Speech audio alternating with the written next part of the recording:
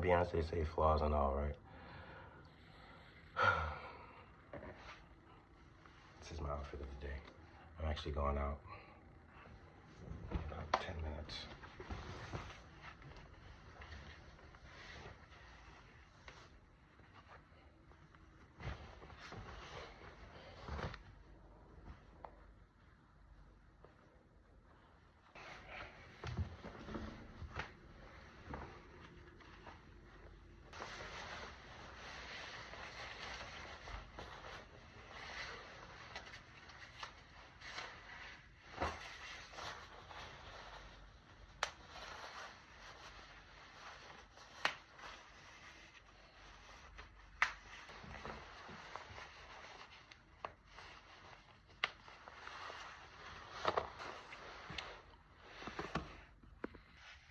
I'm wanting to make a quick video upon the acknowledgement of my situation. So, it sucks, you know? When you don't have what you want, I can see myself through my glasses anyway. Yeah, but when you desire to inspire, but you don't have the material structure to make that happen, and you're just waiting until you're hit by a landslide of opportunity met with action. You're not just hanging on a thread, sitting on a line, which doesn't rhyme in time, but just feels like nonsense sublime, because you're just waiting so much that you're dating your own fate of misfortune. And they suck. There's no stream. There's only bashful, broken dreams. Split at the seams. It feels like a scheme. It doesn't redeem a recovery. So, you cry, you try, feel like your white has burned into dye. But you keep pushing. You do what you can to withstand the fruitful, spoiled command. That's where I stand in this land. It's not holy. Gosh moly. So what happens when you're past your break time? You take 3 more minutes. You should take 7, but 3 more minutes is just a spot. There's always time for a break. Don't let that be a mistake. The earth may quake if you fake. I'm not here to rhyme like a potential Drake. I flake at the mistake of my wake. Anyways, I'm sitting here in my car thinking about some stuff because I've been feeling very off lately. And whenever I feel off, I try to observe where is that coming from, because it definitely doesn't arrive out of anywhere or nowhere. It seems anywhere it can be spotted, but it is designated in a specific mode. And as far as the story is told, you have to search to understand what's actually going on. And I've been attempting to do that, and I pretty much understand why. It is the unrelentless factor that is being magnified even more so as material conditions worsen. The desperation and the foot against the neck of the masses. But all is well. regardless of any story that may be a spell. Anyways, it's crazy though. Absolutely crazy. So it says the 3 buttons at the top of my beam.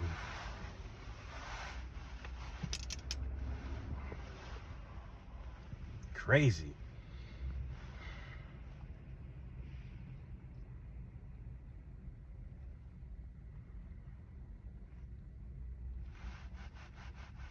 And the word of Doug Levison.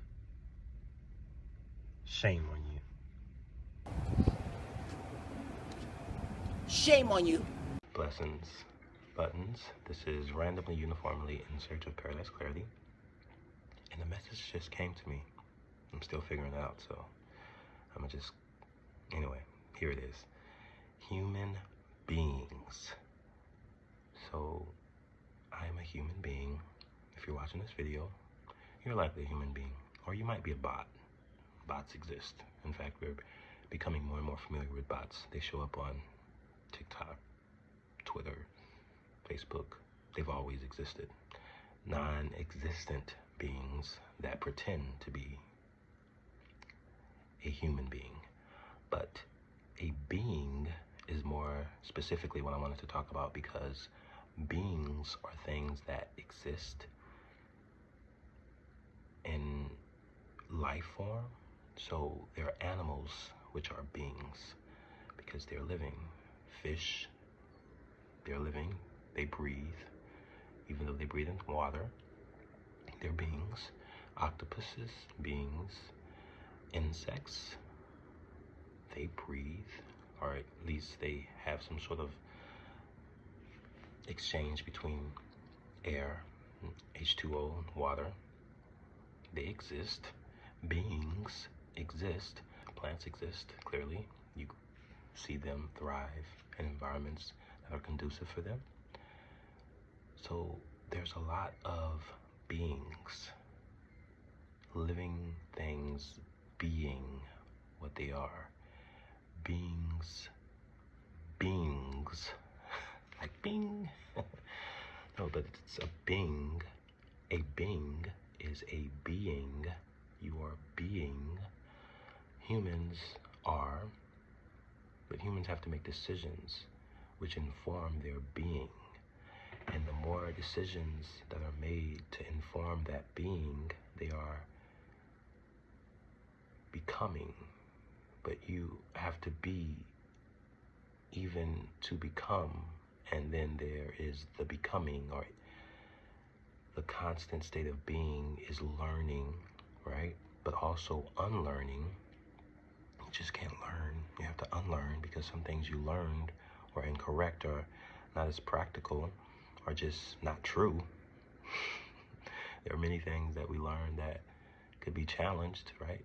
So when you're challenged, you are encouraged to analyze, to critically assess and to think, which would cause some discomfort, right? Because it's not always comfortable to be challenged or to be shaken up a bit because of your thought, because these thoughts frame how you see the world and how you identify. These thoughts are ideologies, which are sets of ideas and practices that guide how you live your life. And so when you are in a state of being, which is right now, whatever that state of being is, it is constantly in struggle with what can be seen as the alternative to being, which is violence or destruction. So in simpler terms, you may be a being that is living this life to the best of your potential. You want to do well for the world. You want to see the world prosper. You want communities to prosper. You have desire for growth. You might be the best that you are, but the opposite of the best that you are is the enemy, someone that blocks that progress. And we have to know what is blocking our progress. Why are we not moving forward? What is causing friction? because you might be leaping forward, but then something is in place so that you go backwards. So you might take one step forward, and then the enemy is going to place you in a situation where you're 3 steps back, or in some cases, thousands of years back. You'll never be able to catch up. But they'll frame it as if you can catch up, even though they're not identifying themselves as the enemy, because a really good way to know who your enemy is to look at those who pretend to be your friend. They could be your enemy. There are configurations of society that can frame essentially all of your interactions as positive without deconstructing and talking about the history that is the reason why you are being, and to revise that history and to plant a memory as opposed to what actually happened, or to rather make you feel good about the past as opposed to seeing what actually happens, to hijack your memory. That pretending, but that normalization, that dislocation and consideration for the history and the material reality, what it means to be conscious. To be conscious is to have a material framework, to understand the connection, the interconnection of all things. Nothing exists in and of itself. Things are connected, and it is important to know your enemy. Because if you don't know your enemy, you're going to think the enemy is outside of you, only in a cartoon fantasy, as opposed to an embodiment of a diabolical, sophisticated system pretending to be your friend when it actually wants to eliminate you from all existence. That is the enemy, and that has to be destroyed. And the only way it can be destroyed is if you understand daily how your enemy operates, how it's been operating, and how to then strategize and tactically summarize the best way to defeat and destroy the enemy, because it is aiming to destroy you. Blessings. I got a random word that came to me, y'all. And this is just based off of how people communicate. So I've heard a lot of people say many times, I'm standing on business. And when people talk about business, it usually means they can exploit you and get away with it. Because you can bake up in the business the cake that says, I'm going to take more and you're going to take less. It's business. So I can charge you a fee, even though I know you can afford to pay this fee. I'm going to charge you interest because it's business. I'm going to slim you out of the deal. It's business. I take 90, you take 10. It's business. And some would say, oh, well, that person has the right to do that because it's their business. So because it's your business, you can exploit someone. This makes sense for capitalism because this is what capitalism does, you know. It justifies the exploitation. It makes it seem as if you deserve to be exploited. You made that decision. It's not my problem that you fell for the okie doke.